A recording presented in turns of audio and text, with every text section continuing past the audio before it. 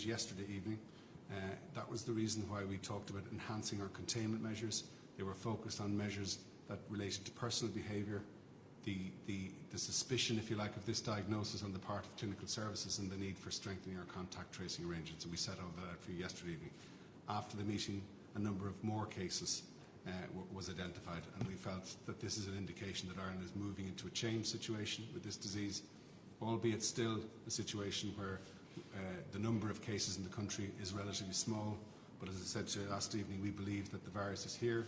The possibility of picking it up here is a real one, albeit the risk still being low, and it was an appropriate time for us to now switch our response, or strengthen our response, by adding on top of the vigilance and contact tracing arrangements and personal behaviours we've continued to advise on, a range of social measures that were about essentially helping to interrupt the transmission of this virus, because our only strategy ultimately in successfully protecting people is to prevent one person spreading this on to somebody else, because, as we've said all along, we have no natural immunity for this disease. We have no vaccines, we have no drugs. Tony, in terms of the community transmission cases identified today, in what area of the country are they? So what we're going to do, given that we're now moving, we have 70 cases, we'll move to giving you, later in the week, we'll move to giving you a weekly breakdown of our surveillance report that will give you a report on the numbers in each particular region in the country. We won't take you through 27 new cases in terms of where each individually is, and by way of sex, and the way that we broke them down individually. That was something that was reasonable and valuable when we were talking about individual cases. I think what we now do is give you summary reports on a weekly basis that we'll update each day. The UK's Chief Medical Officer today says that while the number of confirmed cases in the UK remains in the hundreds, he says it's likely there are between 5,000 and 10,000 people who have contracted coronavirus in the UK. Is there any such estimate here in Ireland? So we're not making a specific estimate in relation to that. I'm aware of I'm aware of those kinds of predictions and projections. There are projections arising from the experience of both confirmed cases in terms of severity, and obviously from some of the modelling information that they have in the UK. So what I'm saying to you is that we think we're at an early stage in the disease. The number of cases that we've experienced is still relatively low, but there is a real possibility now that the virus is here in the community, and it now needs to be part of both an individual who may believe that who has symptoms, that it's something that they consider, and that's where we're advising people to self-isolate if they have symptoms, and to make contact with health services. And it's also something we think that GPs and other frontline health services professionals need to consider as part of their evaluation of a patient's symptoms. Tony, now that the schools are closed, that's going to have a knock-on effect for many thousands of people around the country, and there's some conflicting advice out there, so you may have to find alternative ways if you're a parent to get people to mind your children. Grandparents, for example.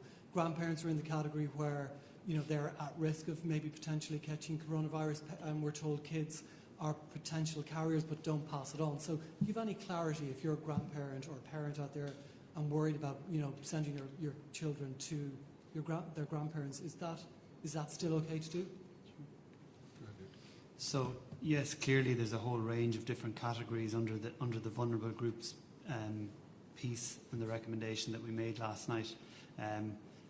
Clearly, people need to be cognizant of underlying conditions they have, and we're acutely aware of the impact that this is going to have on families and on workers all across the country.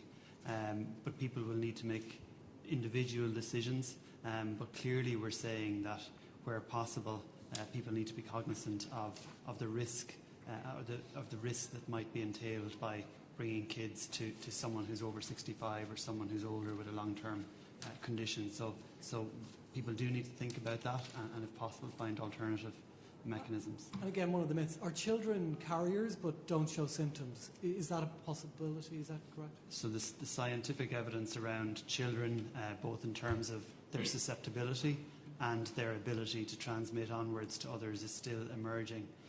The evidence from China would suggest that a very small proportion of the cases there were in children, and a much smaller proportion again of those children who were infected had severe disease. But as I say, that's in global terms, that's very preliminary data, and so we're monitoring that and seeing how it evolves. Okay, and one last question, sorry. Just, you've now said anyone with showing any symptoms have to self-isolate. So does that mean if you have a cough, you wake up in the morning, you've got a cough, a runny nose, you've got a, running a fever, does that mean you immediately now go into self-isolation? You don't take any risks? So we're very clear at this point, as Dr. Houlihan said, that it's likely that there is some level of COVID-19 circulating in the community here in Ireland. And so we're asking people to have a heightened suspicion if they do have these symptoms. So if they have a fever, if they have flu-like symptoms, we're asking them, yes, to isolate for until they're well and to restrict their movements. So that's gone up a grade from, say, the last few days, has it? Absolutely. So there's a specific recommendation arising out of the meeting last night, which is that we're asking anyone with those symptoms not to go to work, not to interact with other people, and do their part to limit the spread of this onwards. If I might just add, we recognise that there's work we will have to do in the coming days and beyond with other sectors. So the school sector you've raised as an example, and giving further guidance to people around those kinds of practical situations is something we'll be very keen to work with other sectors to do. We realise this is a significant change in terms of our approach to this, and there will be a lot of questions, and we'll be working with other sectors of society and other departments and public organisations to help to bring clarity to exactly those kinds of questions. The UK has decided not to close schools, not to take many of the restrictions you have taken here. Is that a matter of concern for you, and do you have any advice for people who may be living along the border, interacting with people not under restrictions? And also, the Chief Medical Officer in the UK said this afternoon he believed the peak virus was 10 to 14 weeks away. Is that your reading as well?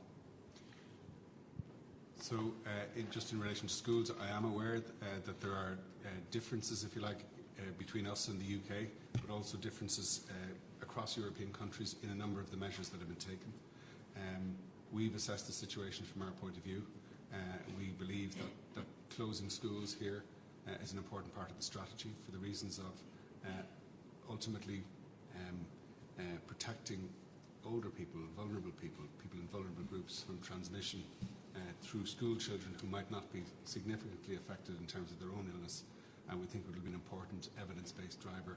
We're looking to the ECDC guidance and advice in relation to that. And if we look at that, it identifies this as an evidence-based measure. I am aware that there are differences between those, the advice that we've issued, the measures that we've taken, and those that have been mandated in the UK. But we think we've taken the right set of measures in line with the advice and guidance of the European Centre for Disease Control. And in relation to people living in this country, our recommendation to them is to follow the advice that we're giving. We recognise that there will be differences potentially in that advice and guidance between two parts of this island.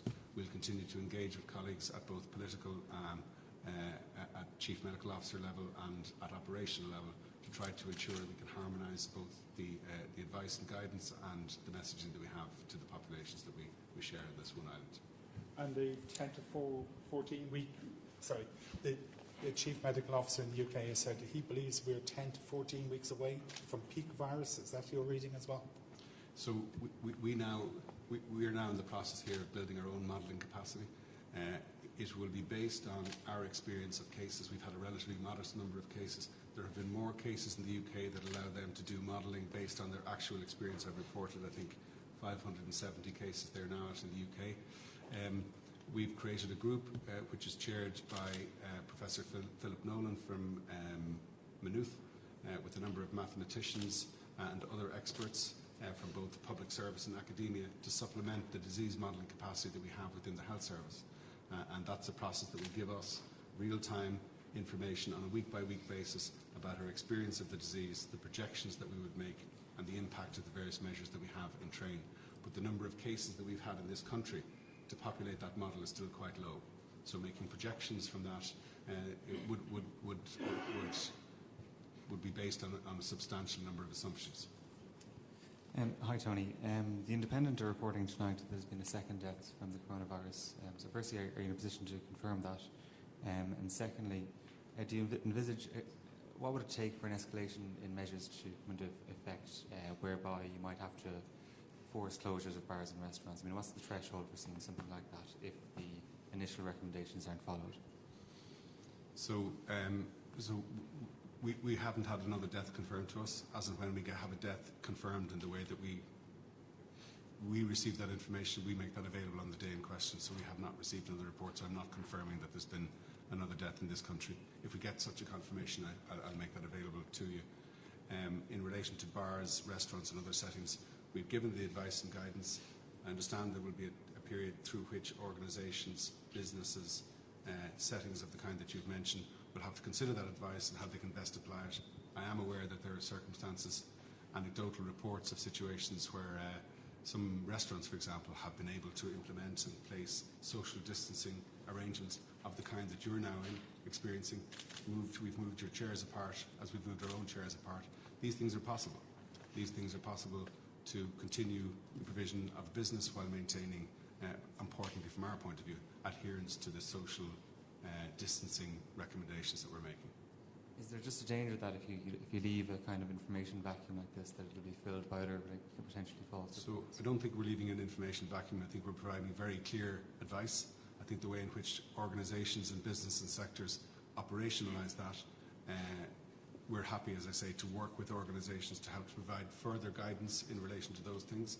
But we think that the advice and the guidance in relation to social distancing and measures is to the individual, and individuals will be empowered and will continue to inform individuals to inform themselves and to take decisions themselves about how to reduce their discretionary social contacts, how to avoid circumstances in which they come into contact with people with illness, how to access health services, what symptoms they should respond to, what preventive measures they should take. We'll continue to provide those messages and update those messages on an ongoing basis. But we don't intend to be placing restrictions or closing pubs and restaurants and things of that nature. This question might be best for Dr. Henry. The advice today is that patients or people who feel symptoms should self-isolate. Should they still reach out to the HSE to be tested for the virus? And if so, have we the capacity for an increased number of tests like that? Yes, clearly we've lowered the bar.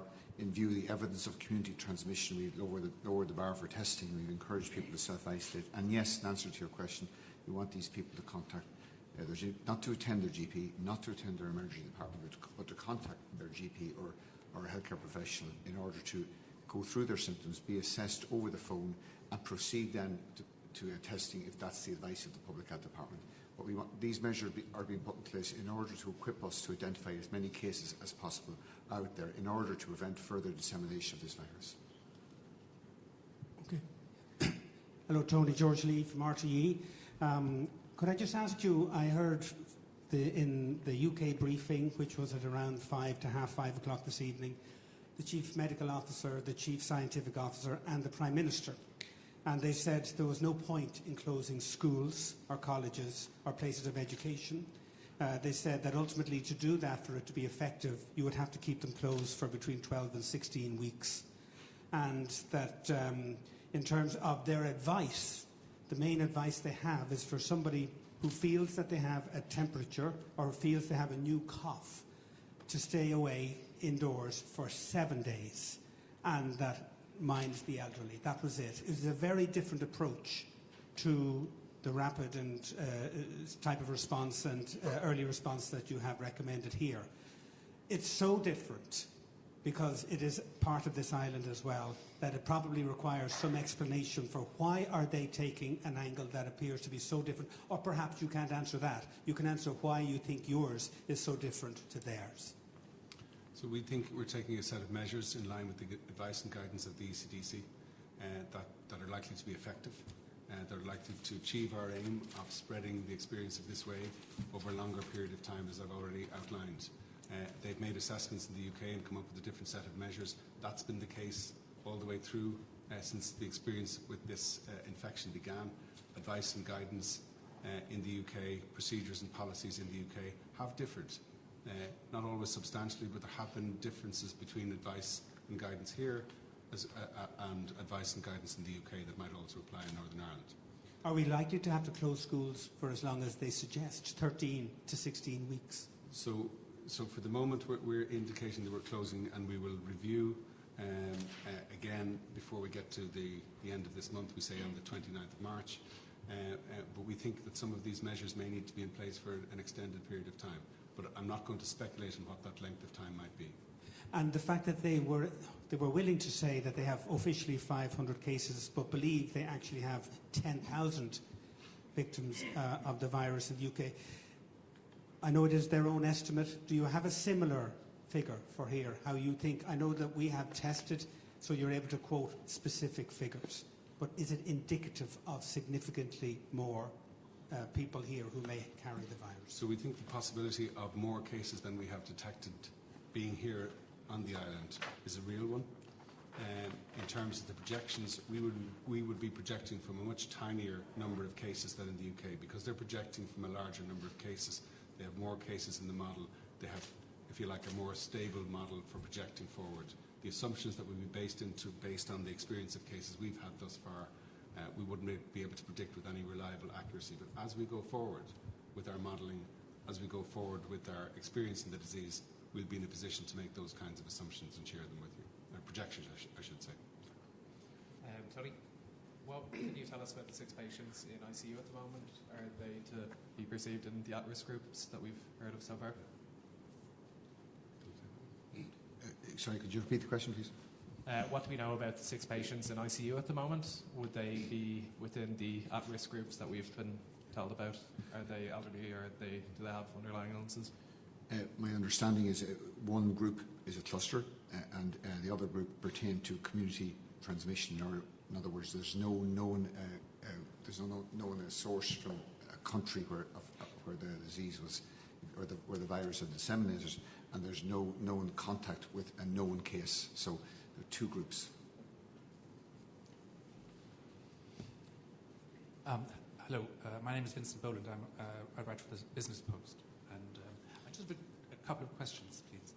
First of all, how many people have been tested in this country?